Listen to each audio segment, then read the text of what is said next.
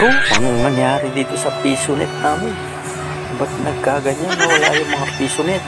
Yan po. Panorin niyo po na wala yung pisonet. Ito po yung idol.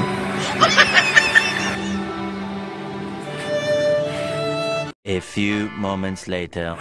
Kaya po, magbabalik si Robert, mga idol. Official lang dito sa inyo.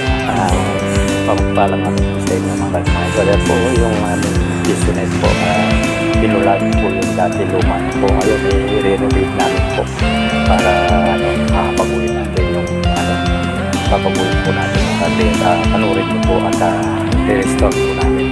Puro bago po ilalagay namin yung mga kagaya. Kaya maya po mag-ibigay niyo po mga kaya yan po sige, samahan niyo po ako para makita niyo po yung bagong fishnet namin. Kasi po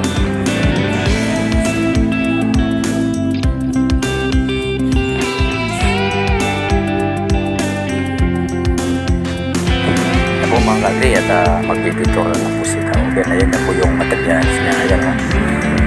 Umpisa na po para malinis natin yung building bago lagyan natin yung mga patungan ng computer. Ayan po. Kaya para malinis po. Kagri mga idol at medyo po ito, overtime po ito. Kaya lang matapos natin ang sa linggo ito kasi sa linggo po ay deliver na yun ang mga computer. Kaya bibilisan natin yung pagtutunan po ng pagkita na sinawag yan po sa buwan packet pero paano po sa tawag po ngayon po hindi pa naman rin lang po at magpipitura na po siya po sobrang cool po ano po yan ginagawa na po yung patungan ganyan lang po simple yan paano po yan mapatungan po mga pinatid po isang sige bakal sayang lang pagka hindi na natin kailangan kaya na lang kahoy na lang yan mas maganda mga tawag yan po mga kalunadol yan kaya natapos na namin mga katulad may pintura na rin po mga katulad ready to patungan na po pwede na po utiligan bukas po mga katulad po ay nag-overtime po kami dyan para matapos natin mga kalunadol may pumalis na po at maya po darating na po yung magdidiligan ng piso. Hindi po ang pangalan na lang po.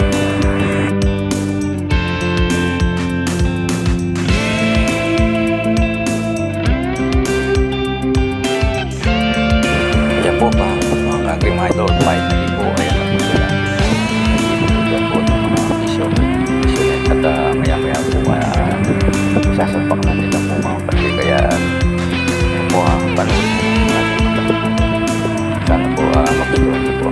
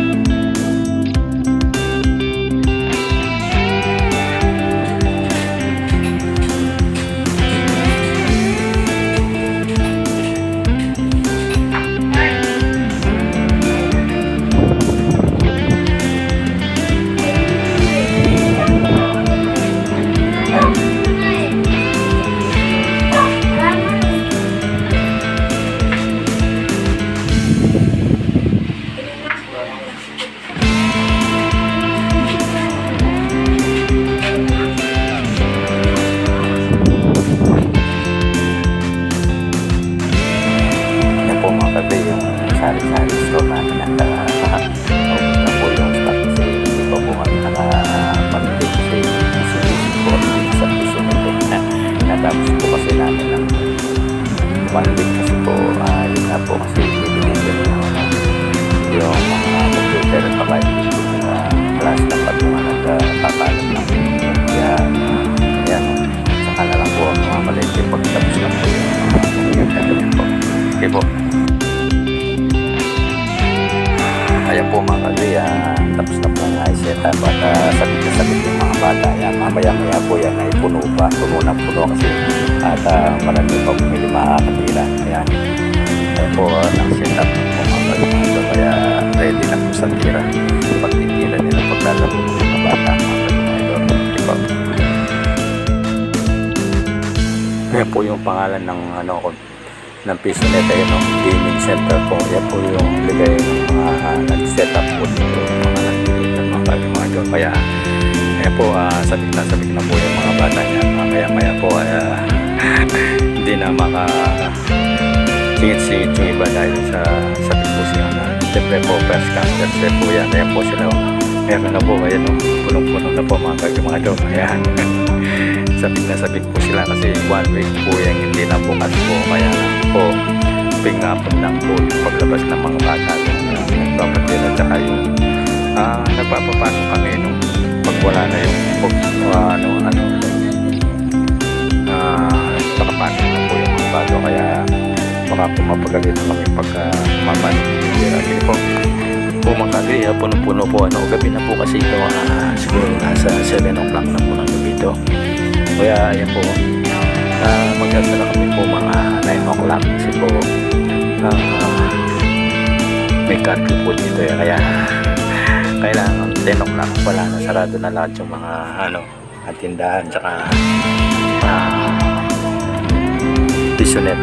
Yan po mga kagri mga doon. Kaya nandito na lang po mga kagri at sana po ay nagustuhan niyo po at nag-enjoy po kayo.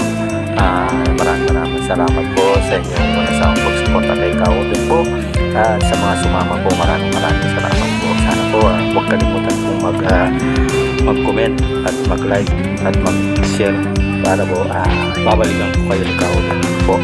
May channel lang po para po hindi po tayo maligaw na po kaya tayo pa po nakapag-subscribe sa akin.